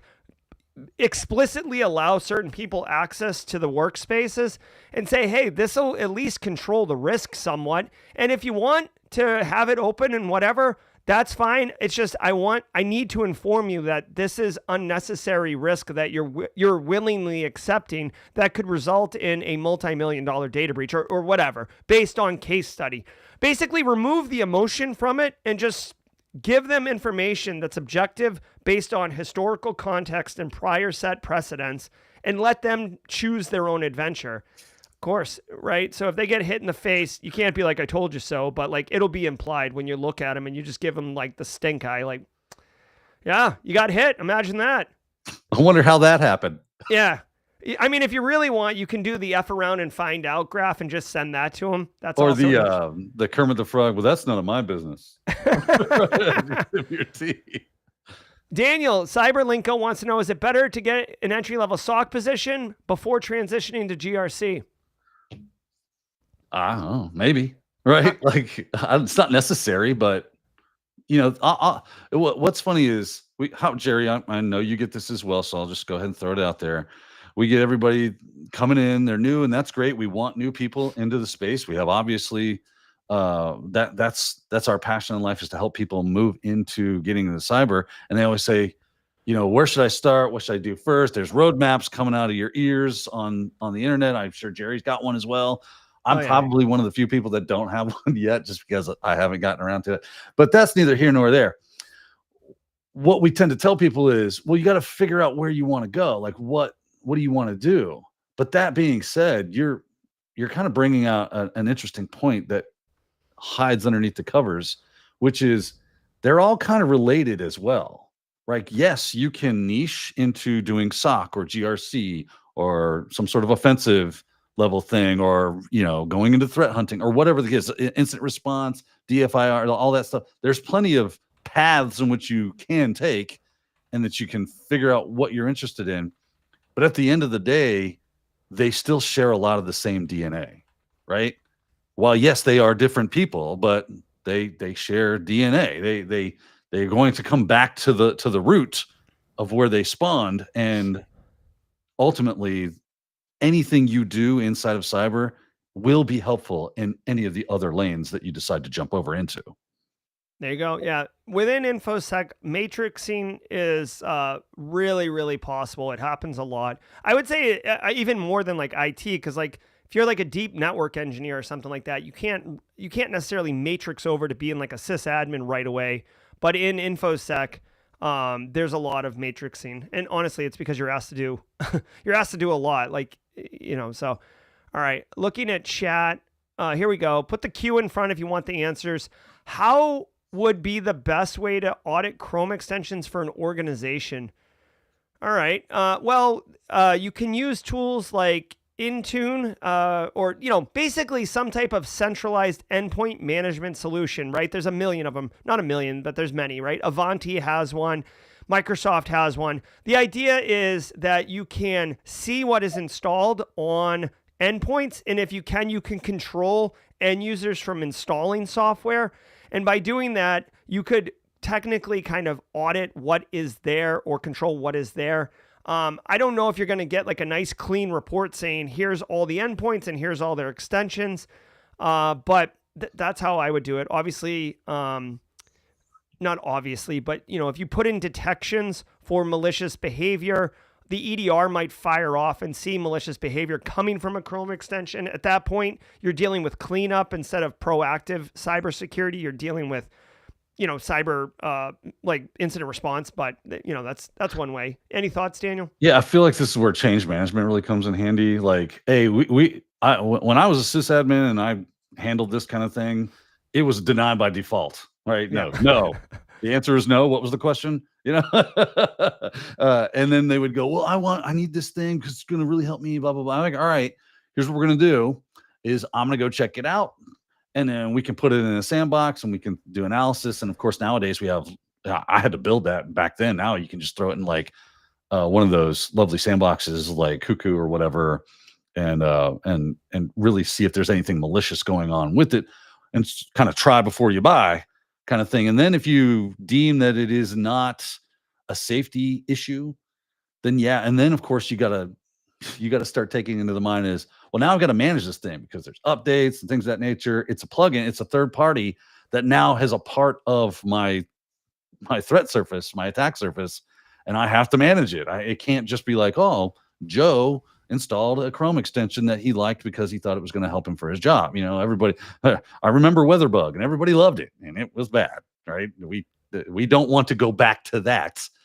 We have to keep an eye on that purple gorilla thing. Do you remember the purple gorilla? Oh, yeah. What is that? What was that? That's a question for Oh, chat. man. What was the purple gorilla? And if you're a Gen Z, you don't know the struggle, but there was like this boingo purple gorilla looking thing that was like a rage for a minute. All right, so Maurice Martin wants to know, so I've been looking into AI. I know AI is like hot, but Daniel, if you didn't know, I've been like, in my limited free time, I've been trying to, I'm diverging right now on AI resources. I'm YouTube Academy trying to learn a bunch of stuff. Yeah.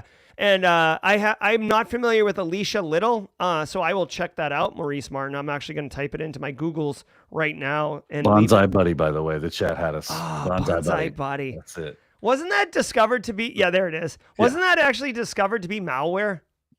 Yes. Oh, the greatest trick the devil ever pulled, right? Yeah. I'm your friend.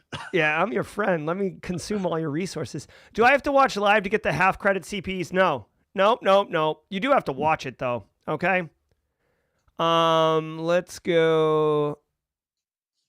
Looking at chat. I was trying to get Kathy Chambers up here. Kathy Chambers made a very big public declaration post the other day that she was going to start streaming. So, you know what we do here at Simply Cyber? We try to, one of our core values is empowering people, right? Giving you all the tools you need to be successful. So Kathy Chambers, I have a streaming service right now, and you can be part of it to kind of kick the tires on your streaming. Do we get to call Daniel Lowry, or is it too personal? Okay, Elliot Matisse, you're hilarious. All right, IBM Q Radar story is nightmare fuel. Are you familiar what's going on with Q Radar? Not off the top of my head. What happened with this? I don't know. I'm looking right now. Stand by. Q Radar vulnerabilities expose sensitive config files to attackers. I don't know if it's nightmare fuel. I mean, it feels like this is just normal. For, what do they say? Some days we have a data breach, so we call those weekdays. Yeah, exactly. Yeah, I don't know. We'll have to see. I pulled the story up, but nothing jumped out really crazy. Boju says, "Do you have any personal system must have spec?" What? If I buy a no-name system from China, if I install Linux, should I worry about being compromised or buy from Best Buy? Okay, so the question is, when you're buying new tech, Daniel, for yourself, your family, your work, or whatever, do you have any like minimum requirements, either technical specs or like kind of governance guardrails? Right. I think when it comes to the technical specs, it's like, what do you want to do with it? Mm-hmm. So obviously, the more horsepower you have under the hood, the more you can do with the things. But if you're not doing that, like, I don't understand people that buy MacBook Pros with everything in it and they're just surfing the web. Like, that doesn't make sense. It's like, why did you buy this $4,000 machine that a Chromebook would have done just fine, and it would have been literally orders of magnitude less in money? So 100%, yeah. I agree. There's that, like, fit the thing to the task. If you want to future proof it, then that's cool, but have that in mind. To me, it's always like, what's my budget? What's my goal? How can I compromise and meet and get, stay within inside of a budget, give or take, and get what I'm looking for horsepower wise in the machine, right? Because I'm not made of money. I'm buying $4,000 MacBook Pros. But the good news is like a lot of hacking stuff, you don't need a lot of horsepower to do all that stuff. I mean, a lot of it's cloud-based now anyways, right? Like, the resources on the cloud. Spin it up, man. It costs you a couple of bucks a month, and then you're fine. Or if you're just home labbing, if you want to home lab a decent environment, like if you want to spin up Ludus or like Game of Active Directory and that kind of stuff, or Websploit or something, then you're gonna want more than you're gonna probably want 16 gigs of RAM. You're gonna want a decent processor that's happy with virtualization if you're gonna go that route. But once that's good, a decent hard drive to handle all the ISOs you're going to have, at least externally, or, and better yet, to have a couple of NVMEs kicking. But NVMEs are fairly inexpensive, about $50 for a terabyte, I think is about the average of right now. So, Yeah, it's all what you need. Like, I just give an example here. Like, I recently stood up Security Onion in my home, and like, this is what I bought. right? A headless unit. It sits in my network rack, or, like quote unquote network rack. And it's got all the things I need. I looked at Security Onion's tech specs, what it needed. I thought about how much logging I wanted. And then I bought this. So to Daniel's point, like, this is how you back into it. You're also talking about running Linux. So make sure you look at what the tech specs are. Like, what are you going to use it for? And then get the right thing, right? Because you don't want to overspend. Ain't nobody got time for that. No, and this isn't a keep up with the Joneses kind of. You don't have to show up with the coolest Alienware or, gaming laptop or whatever the case is, or if you're gonna want to have a pretty Apple and pay the Apple tax, Yeah. So what I will say also, again, no one asked this question, but I just got finished doing a 4-day workshop on how to make content so you can stand out like a boss in cybersecurity.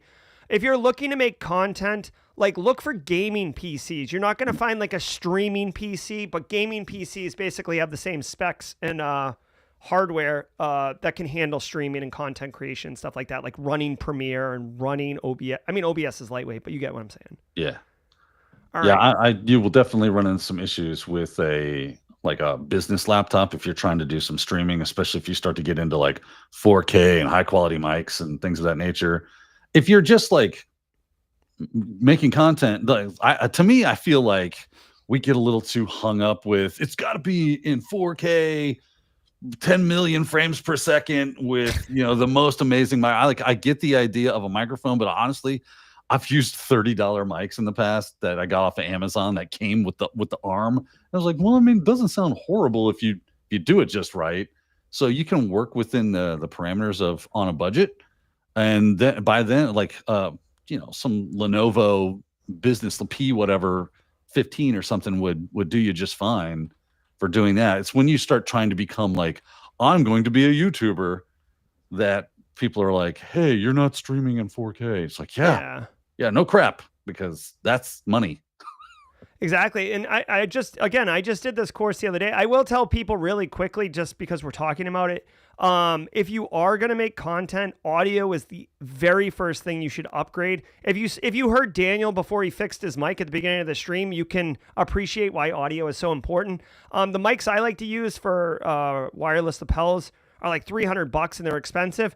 But like I haven't used these, but I've used Boya mics before in the past. This is $40 for like 2 wireless mics. Like, this is a really good deal. And again, I've used Boya in the past and been very pleased with it. So you don't have to spend the farm to, you know what I mean? So just to kind of share that with everybody. I feel like sometimes we get so caught up in like the meta and the large strategic pictures of what to do and how to do it that we sometimes miss the tactical nuances and details, Yeah, it's easy to get caught up in the race to do like everybody else is doing it, man. It's kind of cool. Like, I really respect people that go, I don't have the budget for that, but I'm still gonna get in the game and figure out how to, like, because that shows me that you're thinking, you're using your mind to get around. That sounds like a hacker to me, right? Like, I can't go in the front door because I don't have the ticket to ride that ride, but how can I get on it? Because, well, I see they're not really paying attention right here. I could probably slip around. That's the mindset to me. If you're or like maybe instead of breaking in, you could be like, oh, look, if you help this physically disabled person get into the handicap line, you also get to ride with them. And then you set up a shop right out front the roller coaster. Hey, physically disabled people, allow me to help you get on this ride. And then I heard that Disney is cracking down on that hard. Oh, is that right? Okay. Yeah. So maybe not. Maybe that's just a case study. Scout says, could you drop a link for some IR options? Had a social media profile come down for an email that I broke the rules, but all I did was identify and was locked out. I'm not 100% sure. I mean, there's a lot of gap in your question here. IR on social media, you got to remember, there's all sorts of threat actors trying to break into people's accounts. So all of the, send an email and say you're the real person, unlock it. That's what a threat actor would do too. So IR on this, I'm not 100% sure. Unfortunately, Scout, I think the right play, it's too late, but the right play is to set up redundancy and recovery. One-time passwords, have those available. Bailout email accounts that are, you can reset your password and have it roll over to a email account, but you have to do that all in advance. I will also say, again, this doesn't help Scout today, but when you're setting up accounts and you get those 10 one-time passwords that you can burn, I like to save those in my password vault as a note. That's my practice. So Daniel, are you doing research on this question? No. All right, we can go. Response, I typically just send people to DFI or Diva. Okay, yeah, Differ Diva is awesome. Yeah. Differdiva.com. Cyber Riskwitch says, what's your favorite T-Swift album? Cyber Riskwitch must know my secret. I'm a huge advocate of early T-Swift stuff, like her first album, Banger. I think 1989 and Red would be where I would, if I was going to buy one album, I think maybe 1989 could be it. I didn't like it when she went pop. I'm more of the country T-Swift fan. So if we were at the Errors tour, I'd probably leave after the first hour. If picking up what I'm putting down. She's just very talented. Who's Taylor Swift again? Dude, did you see she bought her masters back for like $300 million? No. Yeah. Insane. Oh my goodness. For $300 million? Yeah. Okay. And she had already... I thought you meant like she had a degre. You meant the masters of her audio. Yeah. She didn't own her original work. What? Yeah, no. Yeah. If she spent $300 million on a master's degree, I'd like to spin up my own, like go study wherever that school is. Yeah. I aspire to make content. What platform do you recommend? Logging, vlogging, LinkedIn, GitHub, blogging, good enough? Okay, so this is a fun question. For me, Keith Sloan, I'm biased, right? But I think YouTube's phenomenal. It's the second most visited website on the internet. When people Google things, it returns YouTube videos if you do the right kind of, not SEO, but like if you're using the right words and the structure and everything. It's like I just taught this whole class on doing this. You can also take the transcripts from your YouTube videos, run it through AI, and have it frame it into a blog post format. A little bit of cleanup. It's still your content, and then you can repurpose it. I think all the things should point to each other. Also, really quickly, just a very, very tactical thing. If you are going to post on LinkedIn, I strongly recommend that you attach a PDF document to your LinkedIn post, which is going to look like a carousel on LinkedIn. Those posts perform 14 times better than any other type of post on LinkedIn. So, little pro tip. Daniel, your kid comes to you and says, I want to make content so I can become a professional. What's the guidance you're giving them? The guidance I'm giving them is like, know your strengths and play to them. Right. Like when I got into photography a while back, when my wife got pregnant with our first baby, she wanted to get some photographs done of infant stuff. And I was like, wow, that's expensive. So I'm going to just learn how to use a camera. So I took a bunch of photography classes. And one of the best pieces of advice I ever got was only show your best stuff. And then people think you're awesome. And I'm like, there you go. Oh, yeah. Right. So whatever it is you're good at, that's where I would start. Right. That doesn't mean you can't then transition into other forms of social media or content creation. But I would start where you're comfortable, where you feel strong, and then put your best effort into that. And then start working on the things that you're not comfortable at. A lot of people have a real hard time when it comes to looking at that camera and speaking in a way that doesn't make them sound like they just took, some sort of muscle relaxer. Right. So that can be an acquired skill. So the more you do it, the better you'll get at it. But if the first thing people experience is a really bad video you make, that could be not good for you, right? That's going to be a detriment. So you want to expose people first to your best. And then from there, transition them, say, hey, I'm starting to work on this. Well, they already know that you know what you're doing and you have something good to say. And now it's like, oh, well, I can forgive that you're not the best on camera. Right? You start to see the difference, even though basically you're doing kind of the same thing. You want people to give you the grace that you're looking for until you get better at the things you really want to get into. So if you want to do like video creation, and content, I would agree. You want to throw it on YouTube. YouTube is the biggest platform. There are others, and some of them are growing. And so do those. Be an early adopter of other platforms as well. But start with what you're strong at, and then move into other stuff as you and grow in there before you make that your main thing. Random X says, regarding the Nuck I bought for my security onion, so random machines off Amazon from China is totally safe. You have to do, welcome to GRC. You got to, what's your risk tolerance, right? For me personally, like that particular box is a log aggregator SIM. So if there's weird stuff coming off that box, it's going to flag itself because I'm spanning the main network off into it. So I'm going to see the traffic. What is your process for verifying a LinkedIn recruiter job opportunity and if the person is legit? Ugh, this is kind of unfortunate. Personally, just a little bit of OSINT, the smell test. Do you get weird vibes? I know that that's not a science, that's more of an art, but I get DMs all the time from people who are trying to like collaborate with me and it's clearly bullcrap. But then I get an email from MTV. Did you see this, Daniel, where I'm on MTV now?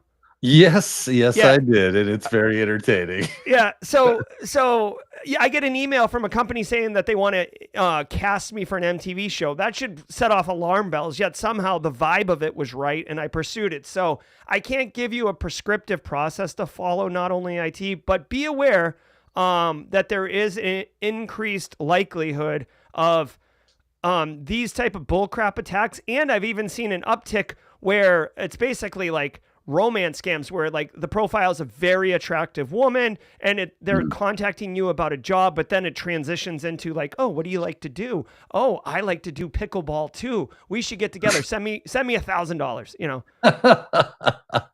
If you send me $1,000, I can come to you and we can play pickleball together. It'll be amazing. Oh, interesting. So Ben says my mic sounds better. It's interesting because I switched from I did a mixing board.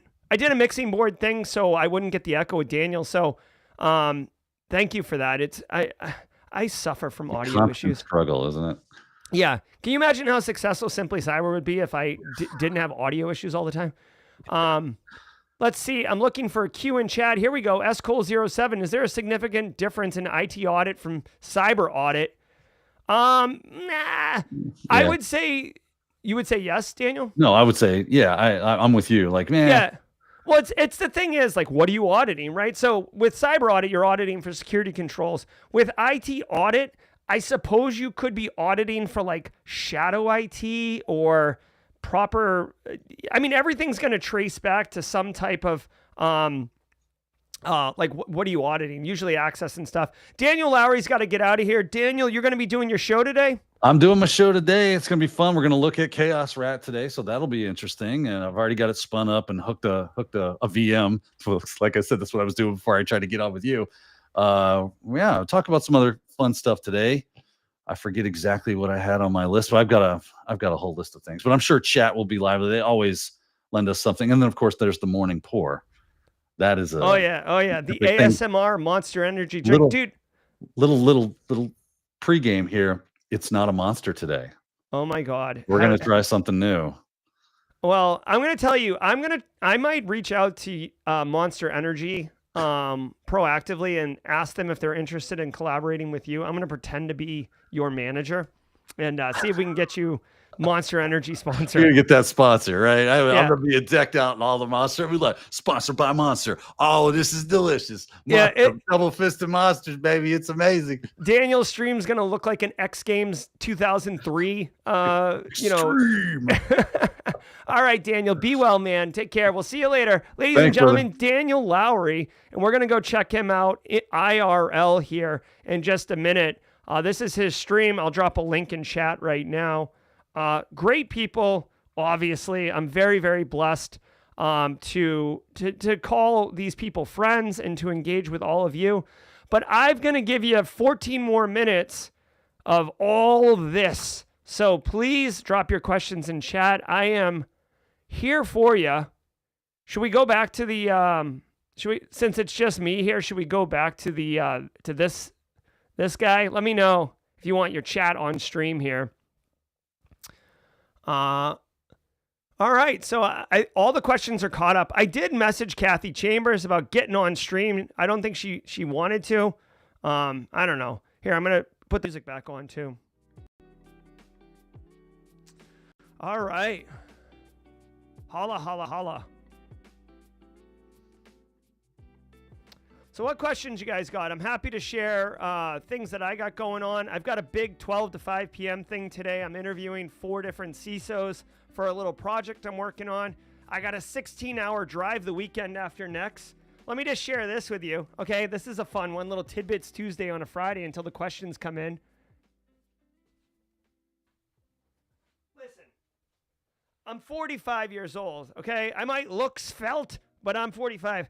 Mrs. Auger bought me this pillow. Like my butt goes here and my legs go here. And I'm going to sit on this thing for 16 hours and hopefully not get like a sciatic issue in the car as I drive up the East Coast. So, I don't know. Has anyone used these pillows? I would love to know. I've been trying to sit on it while I work, and it's been whatever. Yeah, dude. SCOL07, 16 hours. That's a young man's game. So, what's my opinion on Google certs? Here's my opinion. I know the Google cert, the education underneath the Google cert does have value and is very... The mic got quiet again? I think it has to do with me playing the music. Here, let me stop the music. And now I'm talking with no music, not only IT, but still pushing through the same mix. So let me know if that helped or not. The education of the Google cert is good. The cert itself, if you don't have any other certs, it's okay. With any cert, you should look at the market and see if people are requiring it or asking for it in job postings. If they're not, then, you know, it doesn't have as much market value. All right, so not only IT says not as good. Here, I'm just going to go back. I'll do it this way, not only IT. Suricata or Snort for IDS IPS prevention on a Lenovo M600 mini PC for better network security. I like Suricata. Josh Stroshine, my friend Josh Stroshine does a lot of Suricata stuff. Snort's fine, but I would do Suricata. Sciatica is the worst. Yes, Martine, you're hella right. Let's see. Brandon Poole says his wife swears by those pillows. Ladies and gentlemen, Brandon Poole, the man who made EPSS happen, Brandon Poole. Jerry, I had a question about YouTube content creation. What if you don't know your own strengths? You know what, Space Tacos? Trial and error at that point, right? Do the things that make you happy because you're going to want to do more of them, right? If you're doing things that make you happy, it won't. I know it's like an old played out phrase, like it won't be work, but like you'll have the passion to get up and do it. If you get up and you're like, I have the choice between screwing around on my phone or going and making some content, and you're like, I'd rather screw on my phone, then that's not something you're going to enjoy. Maurice Martin says, welcome to the party, pal. Every time I hear that, I think of Die Hard Trilogy on PS1. Did you ever play this, or were you just into the movies? I never played it on PlayStation. I don't remember it, but I will tell you one really deep cut video game that I do remember playing on Nintendo, and this is a wicked deep cut. So let me know if anybody remembers this game. Oh my gosh. Oh my God, what was it? So it wasn't Golgo 13. It was oh my God, Nintendo game. It was like basically you were like a sniper and it was like an embassy being taken over. Oh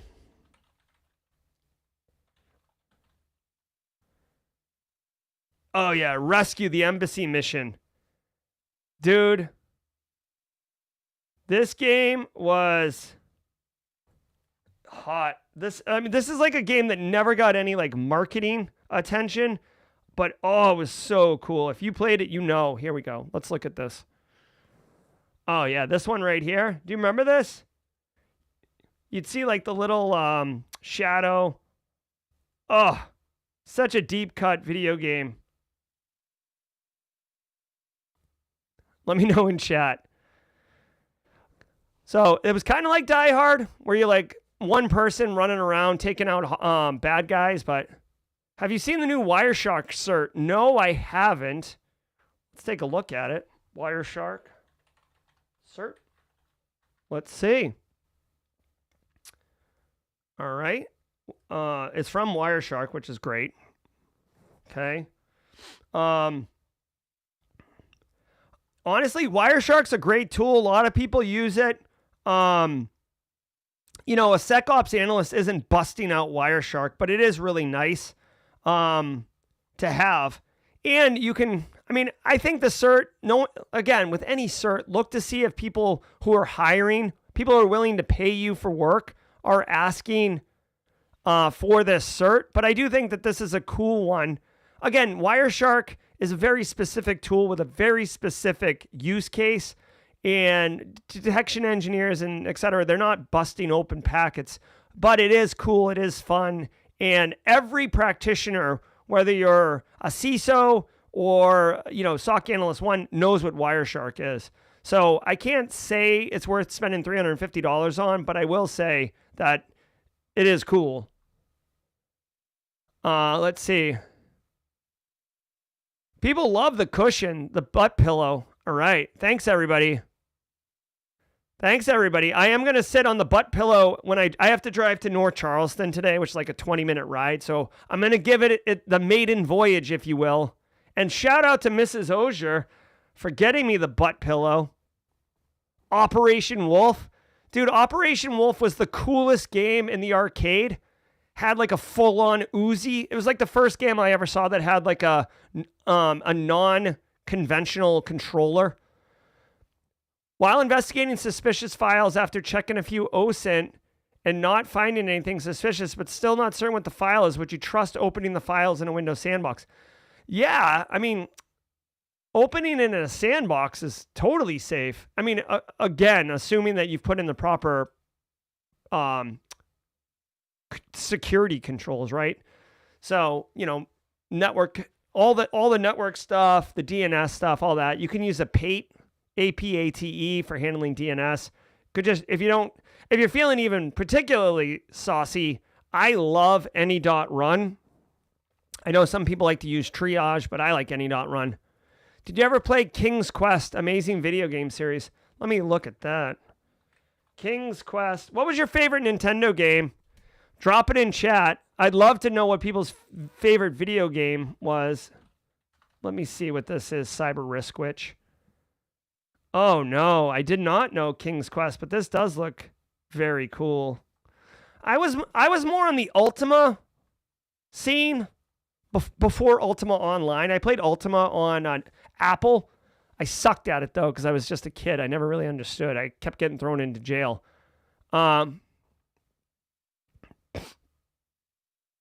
Oh, yeah. Phil Stafford's got the Nintendo cartridges. Love it.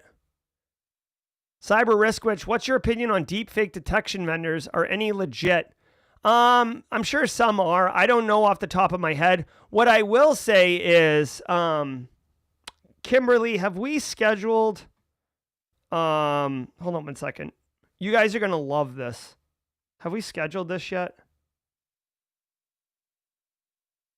We haven't scheduled it yet. On June 10th, so next Tuesday, we really should schedule this.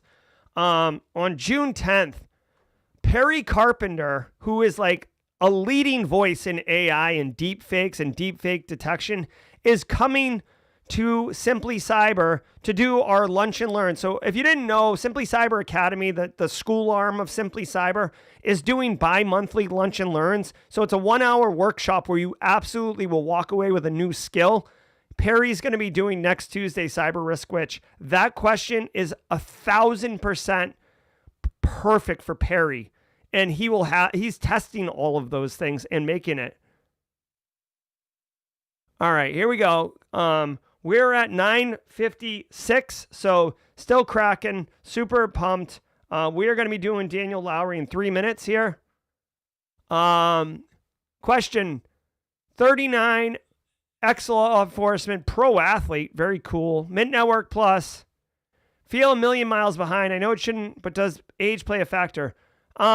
No, not really. I mean, honestly, mid-career people, and again, this isn't to crap on young people, but like more older, employers might be like, oh, this person is more stable. They're less likely to jump jobs. They have life experiences. They might be better at communicating. So no, it does.